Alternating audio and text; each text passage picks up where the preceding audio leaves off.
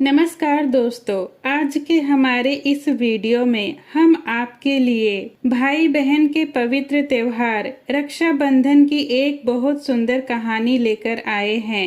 एक समय की बात है, किसी नगर में एक साहूकार के 3 बेटे 3 बहुएं रहते थे। साहूकार की सबसे छोटी बहू बहुत ही सुशील और संस्कारी थी। साथ ही वो भगवान कृष्ण की अनंत भक्त भी थी। सावन के महीने में साहूकार की दोनों बहुएं रक्षाबंधन के त्योहार पर अपने अपने पीहर जाने की तैयारी करने लगी। सुबह जल्दी उठकर घर का सारा काम करने लगी तो छोटी बहू ने पूछा, क्या बात है दीदी, आज इतनी जल्दी जल्दी काम क्यों कर रही हो?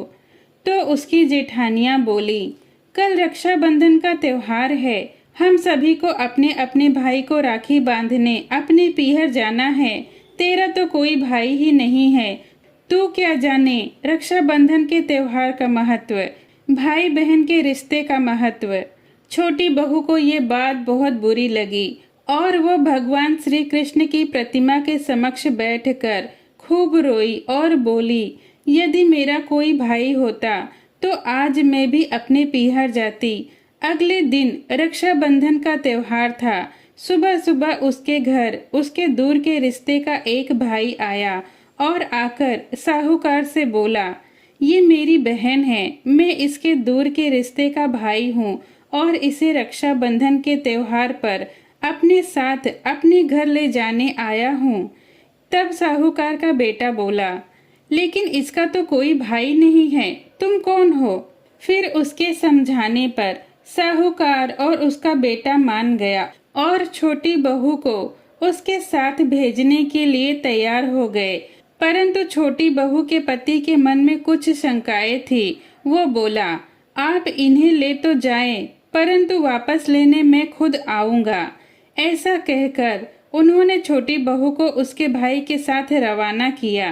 रास्ते में चलते चलते छोटी बहू ने अपने भाई से कहा, भैया आप इतने सालों तक कहाँ थे और पहले मुझसे रक्षाबंधन पर कभी राखी बंधवाने क्यों नहीं आए?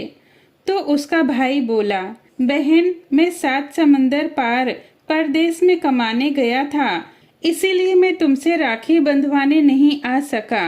अब ये दोनों अपने घर पहुँचे तो घर में भाभी ने ननद का स्वागत किया, खूब आव भगत की। फिर उन्होंने रक्षाबंधन का त्योहार मनाया। ऐसे ही हंसी खुशी समय बीत गया। एक दिन छोटी बहू का पति उसे लेने उसके घर आया। महल जैसा घर और ऐशो आराम देखकर वो चकित रह गया। भाई और भाभी ने उसकी खूब आव भगत की। अगले दिन सुबह सुबह भाई और भाभी ने उन्हें उनके घर के लिए रवाना किया।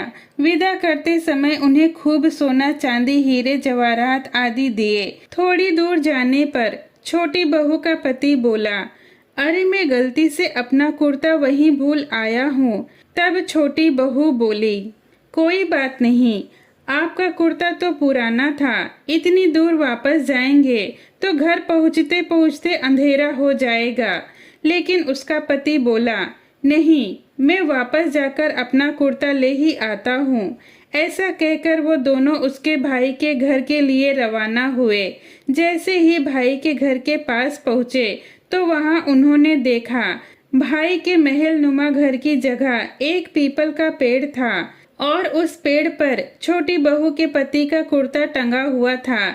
ये देखकर वो बहुत नाराज हुआ और अपनी पत्नी से बोला, ये सब क्या काला जादू है? कौन था वो जो तेरा भाई बनकर तुझे यहाँ लेकर आया था? मुझे तो शुरू से ही शक था, इसीलिए मैं तुझे लेने आया था। बता, कौन था वो? ऐसा कहकर वो छोटी बहू को मारने लगा। इतने में ही तेज प्रकाश के साथ भगवान श्री कृष्ण वहाँ स्वयं प्रकट हुए और बोले, रुको, मत मारो इसे, ये मेरी बहन है। हर साल रक्षाबंधन के त्योहार पर ये मुझे राखी बांधती आई है और अब मैंने इसका भाई होने का फर्ज निभाया है।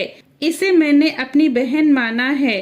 छोटी बहू और उसका पति हाथ जोड़कर श्री कृष्ण के चरणों में गिर गए। तो दोस्तों, कैसी लगी आपको हमारी आज की कहानी? पसंद आई हो तो वीडियो को लाइक करें। आप सभी को रक्षाबंधन की हार्दिक शुभकामनाएं। धन्यवाद।